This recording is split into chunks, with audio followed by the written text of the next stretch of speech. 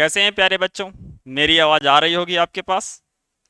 आपके साथ अब अगली क्लास में बढ़ रहे हैं और आप लोगों ने जो भी प्रश्न किए हैं घरों में लगाए होंगे, रिवीजन किए होंगे, और देखते रहिए और लगे रहिए। और जो भी आपको प्रॉब्लम हो, क्वेश्चन ना आ रहे हों, क्या करिए, कमेंट पर शेयर करिए कि आप क्या, हम ज़्यादा से ज़्यादा प्रश्नों का बताने का क्या करेंगे बेटा, प्रयास करेंगे। देखिए, अगर जिंदगी में आपको बढ़ना है, सफलता को पाना है, तो क्या जरूरी है। देखिए क्या लिखा है इधर पे कि जिंदगी की राहों में जो मुश्किलों से लड़ा है, सफलता की रेस में वही आगे खड़ा है।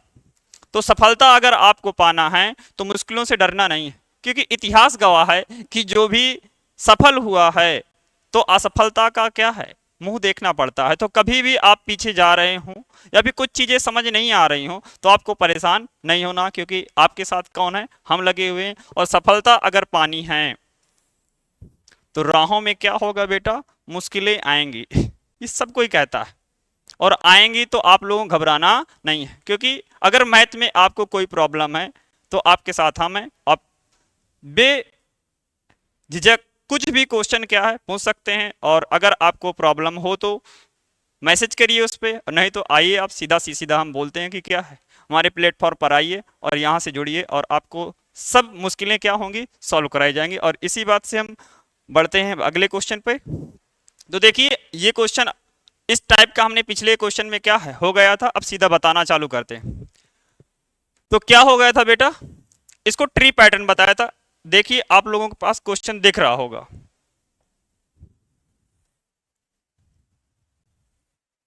ये देखिए बीच में क्वेश्चन लिया है।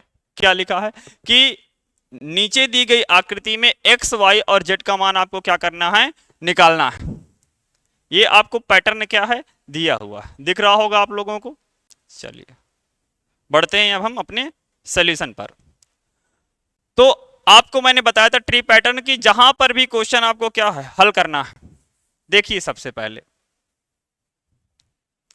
तो ये एक ट्री पैटर्न देखिए बन रहा है, यानी अगर आपको x का मान निकालना है तो क्या करना पड़ेगा, 2 गुणे 3 3 8 1।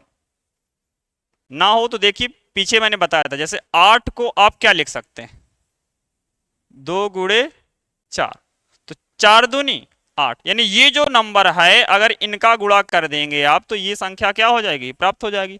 सेम इसी कॉन्सेप्ट पर कि अगर ये दो संख्याएं हैं, अगर इनका गुणा करें तो ये क्या होगा, प्राप्त होगा। ये ट्री पैटर्न कहलाता है।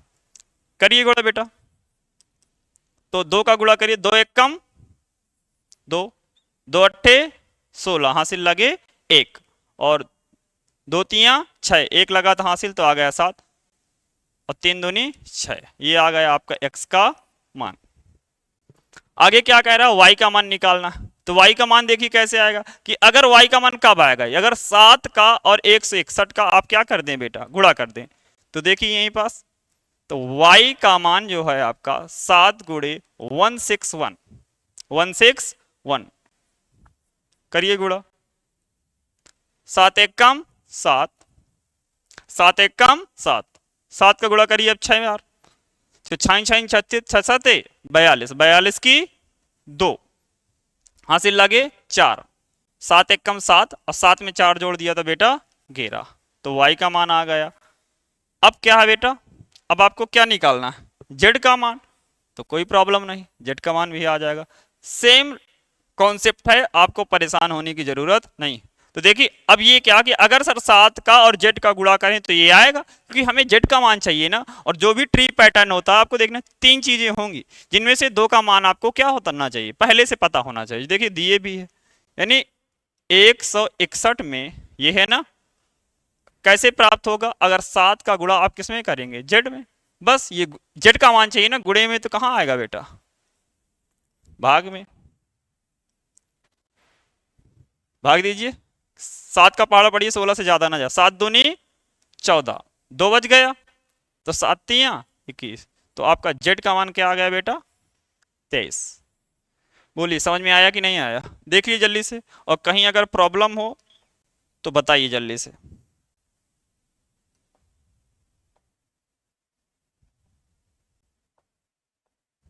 आया समझ में, चलिए बढ़ते हैं अगले क्वेश्चन पे। ये भी देखिए ट्री पैटर्न का ही क्या क्वेश्चन है आपको, ये लीजिए देखिए, इसमें कह रहा है कि x और y का क्या है, हमें मान निकालना है, बिल्कुल सेम। यानी आप देखिए कि आप दिमाग लगाइए, यानी ये वाले का और इस वाले का अगर गुणा कर दें तो क्या निकलेगा हमारा x का मान, तो लिख लीजिए x बराबर 3 गुणे 195, गुणा करिए, 3 पचे 15, हासिल लगे 1, 3 नाम 27, 27 में 1 जोड़ दिया तो 28, हासिल लगे 2, 3 1 कम 3, 3 में 2 जोड़ दिया तो 5, ये आ गया आपका x का मान। समझ में आ रहा है, जिसमें टाइम वेस्ट करने की जरूरत नहीं है तो उसमें टाइम वेस्ट नहीं होगा, समझते जाइए, अगर ना आए तो आप कमेंट करिए जल्द से जल्द, वैसे समझ में आ रहा होगा, इतना अच्छा हम समझाते हैं भैया। तो y का मान निकालिए, अगर 13 का गुणा किस में कर दें बेटा, 5 में, देखिए 13 का गुणा अगर 5 में कर दे तो क्या आना चाहिए y, तो सेम 13 पाना 65, तो ये आ गया आपका y का मान आया। चलिए आगे क्या कहता है, कह रहा है कि व्याख्या कीजिए कि 7 गुणे, बेटा ये जो लगा किसका चिन्ह है, ये गुणे का चिन्ह है, 7 गुणे 11 गुणे 13 गुणे प्लस 13 और 7 गुणे 6 गुणे 5 गुणे 4 गुणे 3 गुणे 2 गुणे 1 प्लस 5, ये क्या है, भाज्य संख्याएं क्यों हैं। तो आपको मैंने बताया था जैसा कि बेसिक कॉन्सेप्ट पर कि भाज्य संख्याएं होती क्या हैं, तो जो नहीं आया था सबसे पहले बोल रहे हैं उनको के लिए कि क्या है, कि वहां जाए और वो क्या करे, ज्वाइन करे, पहले क्लास अटेंड करे तो ऑटोमेटिक क्लास से क्या हो जाएंगे, समझ में आ जाएगा। और जो नहीं था जो देखे भाज्य संख्या क्या कहती है, भाज्य भाज्य संख्या होती क्या, तब आपको सवाल बाद में समझ में आ जाएगा। तो ये कहता है कि ऐसी संख्या जिसके कम से कम कितने फैक्टर हो बेटा, 3 फैक्टर हो, जिसके कम से कम कितने फैक्टर हो, कम से कम 3 फैक्टर हो, कितने बेटा फैक्टर हो, 3 फैक्टर हो, उसे क्या कहते हैं हम, भाज्य संख्या कहते हैं।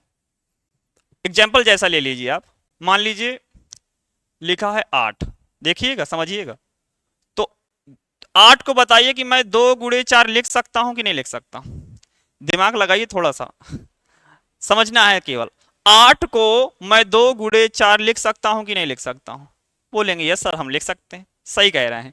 अच्छा बताइए कि 8 में 2 का भाग जाएगा, बिल्कुल बात है, और बताइए तो 4 का भी तो चला जाएगा, कैसा, ये तो बड़ी बात है।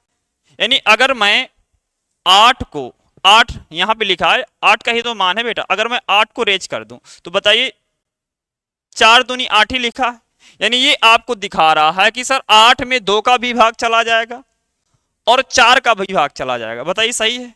तो आपको दो संख्या मिल गए कि एक बात है सर ये जो 8 लिखा हुआ है इस पे 2 का भाग चला, फैक्टर कह रहा है ना, 2 का भाग चला जाएगा और 4 का भाग चला जाएगा, और बताइए 8 संख्या तो 8 का भी तो स्वयं में भाग चला जाएगा, चला जाएगा कि नहीं चला जाएगा, बोलेंगे सर चला जाएगा। तो आपकी परिभाषा क्या कहती है कि ऐसी संख्या जिसके कम से कम कितने फैक्टर हो, 3 फैक्टर हो।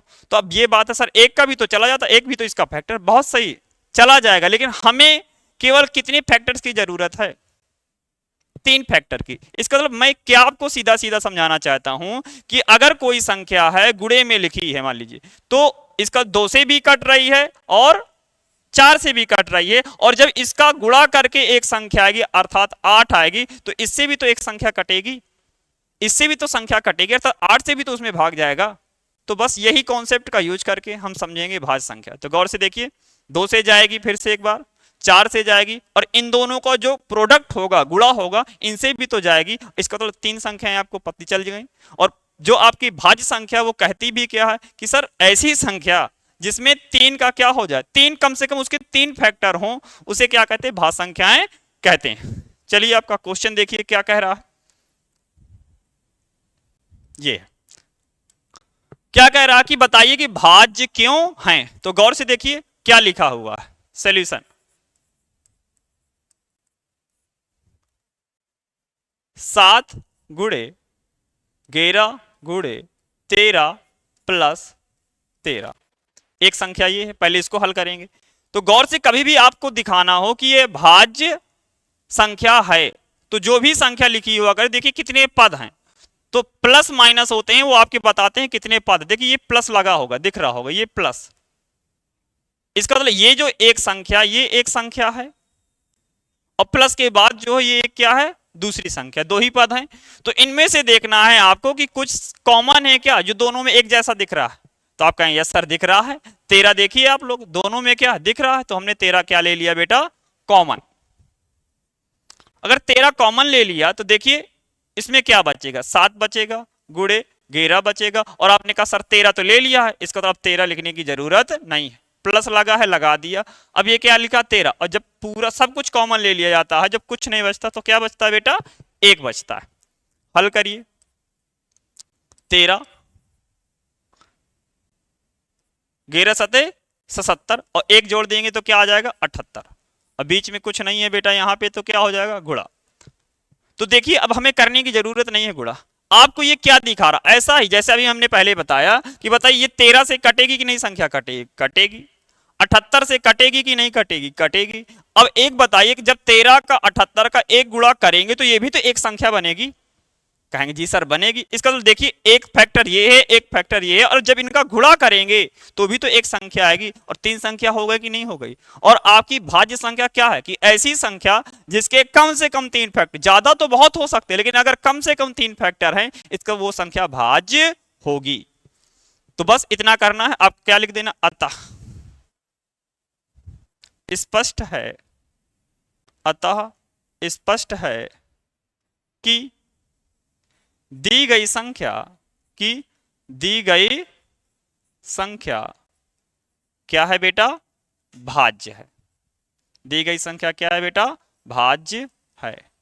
नहीं समझ में आया, तो सीधा छोटा सा कॉन्सेप्ट है कि जो भी संख्या देगा आपको, 2 पद होंगे, उनमें से देखना है आपको कि क्या कुछ कॉमन हो रहा है क्या। आप कहेंगे जी सर हो रहा है, तो देखिए ये कॉमन ले लिया हमने, तो अब जो ब्रैकेट में होगा उसको हल करेंगे, एक संख्या ये आएगी और एक संख्या ये, तो 2 संख्या तो दिख रही हैं आपको, और तीसरा इनका प्रोडक्ट जब पूरा गुणा करेंगे भैया, प्रोडक्ट करेंगे तो भी एक संख्या प्राप्त, अर्थात 3 संख्या हो गई। इसका मतलब कम से कम 3 फैक्टर हैं, तो स्पष्ट है कि हम कह सकते हैं कि जो दी गई संख्या है वो क्या है बेटा, भाज्य है। बताइए समझ में आया कि नहीं आया।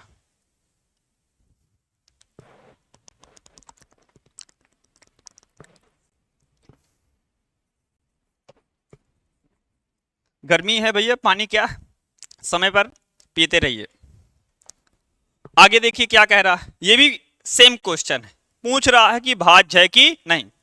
तो आप लोगों को घबराना नहीं है, क्या नहीं करना, घबराना नहीं है कि सर क्या होगा।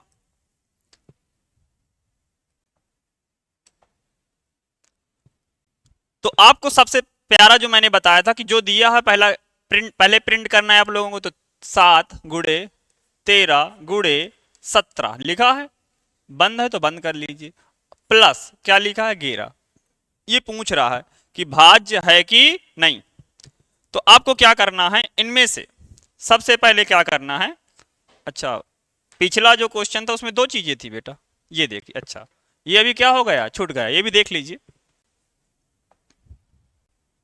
आप लोग बोल भी नहीं सकते हैं, चलिए बहुत सही। देखिए क्या लिखा है कि अब आगे करना है उसमें, फिर आगे वाला देखेंगे। 7 गुणे 6 गुणे 5 गुणे 4 गुणे 3 गुणे 2 गुणे 1 प्लस 5, तो कि प्लस लगा, यानी एक पद ये है, एक दूसरा पद ये है, तो दोनों में बताइए क्या कॉमन हो रहा, 5 हो रहा है, ले लिया। इसमें क्या बचा, 7 गुणे 6 गुणे 5 ले लिया, तो 4 बचे, 4 गुणे 3 गुणे 2 गुणे 1, और प्लस क्या बचा, जब 5 ले लिया कुछ नहीं बचा तो क्या बचता है हमेशा 1। अब हल करिए, देखिए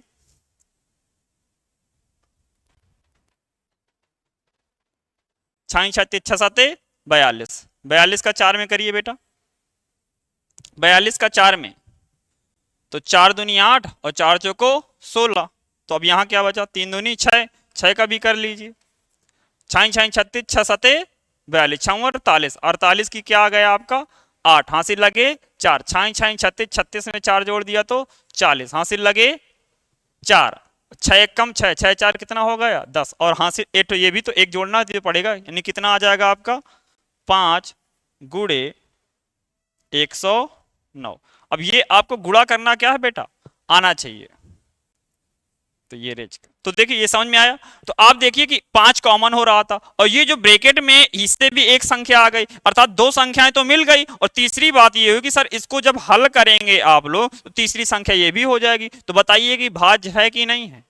है। तो क्या लिख देंगे, भाज्य है, भाज्य है, भाज्य है। या फिर ऊपर जैसे लिख दीजिए, अतः स्पष्ट है कि दी गई संख्या क्या है, भाज्य है। क्लियर। अगला क्वेश्चन देखिए, ये सेम टू सेम है, आपको करना है। बताइए अब ये जो संख्या दी हुई है, कुछ छूटा तो नहीं? ये आपका 17 नहीं है, ये क्या है, 11। क्वेश्चन देखिए, ये 11। अब बताइए कि दी हुई संख्याओं में पहले, सबसे पहला आपका काम क्या है कि सर हम सबसे पहले ये ढूंढेंगे कि इनमें कुछ कॉमन तो नहीं है, कॉमन तो नहीं है। तो देखिए जो कॉमन का मतलब होता है जो एक जैसा हो। देखिए 11 आपको एक जैसा दिख रहा होगा, अर्थात 11 क्या ले लेंगे बेटा, कॉमन। अगर 11 ले लेंगे तो 7 तो बचेगा ही, 11 लिया है यानी 13 बचेगा ही, और 11 ले लिया तो 11 भी नहीं लिखेंगे, प्लस लगा दिया, प्लस लगा। अब बताइए 11 ले लिया है और जब कुछ ना बचेगा तो बेटा क्या बचता है हमेशा, एक। तो 11 लिखा है, बीच में कुछ नहीं है तो बेटा गुणा, 13 पाना 65, 13 छंग 78, 13 सत्ते 91, और 91 में एक जोड़ दिया तो क्या आ गया बेटा, 92। फिर से देखिए सेम सेम बन गया। क्या है कि सर ये जो संख्या दी हुई है 11 से कटेगी, 92 से कटेगी, और जब इनका सर गुणा करेंगे तो वो भी एक संख्या फिर से आएगी, अर्थात तीनों संख्याएं हो गई। और आपने बताया था भाज्य के लिए एक ही शर्त है कि अगर 3 फैक्टर आपको दिखाई दे रहे हैं, इसका दी गई संख्या क्या है, भाज्य है। तो फिर से लिख दीजिए, अतः स्पष्ट है, अतः स्पष्ट है, स्पष्ट है कि दी गई संख्या क्या है, दी गई संख्या भाज्य है। कठिन लग रहा है क्या? बिल्कुल हल्के क्वेश्चन है भैया। अब देखिए आगे एक तो क्वेश्चन और दिए है इसी में। अब आगे देखिए, अब आगे देखिए क्या कह रहा है बेटा कि 7 गुणे 6 गुणे 5 गुणे 4 गुणे 3 गुणे 2 गुणे 1, अब प्लस क्या लगा है बेटा 3। अब पूछ रहा है बताइए कि ये भाज्य है कि नहीं। तो आप कहेंगे सर इसको तो अब हम अपने मन से कर लेंगे, क्यों? क्योंकि ये तो बहुत आसान है। पहले आपको क्या देखना कि ये जो संख्या दी हुई है तो इसमें और इसमें कुछ कॉमन है क्या। तो आपको अगर आंखें काम दे रही हो बेटा तो देखिए 3 यहां भी लिखा है, 3 यहां भी लिखा है, दिखा आप लोगों को? देखते रहिए, दिमाग खोल के थोड़ा सा बैठा करिए जब मैथ पढ़ा करिए। तो इसका मतलब क्या कि बेटा हम 3 कॉमन ले लेंगे। अगर 3 ले लेंगे तो क्या साथ में कोई फर्क आएगा क्या? क्या सर कुछ नहीं आएगा, इसका 7 लिख लीजिए। बताइए 6 में कोई आएगा क्या? आपने कहा जैसा 3 लिया तो 6 क्या रख दीजिए, जब 3 लिया तो 5 भी में कोई फर्क नहीं आएगा, 4 में भी नहीं आएगा। तो 3 लिया, इसका 3 अब लेंगे नहीं, तो बचा क्या बेटा 2 गुणे 1, और प्लस क्या हो गया 1, क्योंकि 3 ले लिया ना तो जो कुछ नहीं बचा तो क्या बचा, 1 बचा। अब देखिए जब आप इसको प्रोडक्ट करेंगे और एक ऐड कर देंगे, जोड़ देंगे, तो एक संख्या ये बनेगी और एक संख्या क्या है, ये है। और जब पूरा गुणा करेंगे तो फिर कितना आएगा, 3 संख्याएं हो गई कि नहीं हो। इसका जो भी दी हुई संख्या है वो भाज्य है, वो भाज्य है। लेकिन आप लोग कर नहीं पाएंगे, तो देखिए करें, करिए। 6 6 36 6 सते 42, 42 में 4 का गुणा किया था, अभी कितना आया था, नहीं आता। 42 में भैया 4 का गुणा किया था, 4 दूनी 8, 4 चौको 16। लेकिन अब ये देखिए 5 दूनी 10, और 10 का मतलब क्या होता है 0, यानी कितना हो गया 1680, और एक जोड़ देंगे तो कितना हो जाएगा 1681। क्लियर। गुणा आना चाहिए आप, क्योंकि अगर हाई स्कूल में पढ़े हैं तो ये सब क्या है, आना चाहिए। नहीं समझ में आया तो बताइए जल्दी से, करिए बेटा। अच्छा अब करने की जरूरत नहीं, 3 चीज देखिए, 3 से कट रहा है, ये 3 से कट रहा है और इससे कट रहा है, और जो संख्या आएगी उससे भी कटेगा, अर्थात 3 फैक्टर हो गए। तो क्या कह सकते हैं, दी गई संख्या क्या है, भाज्य है।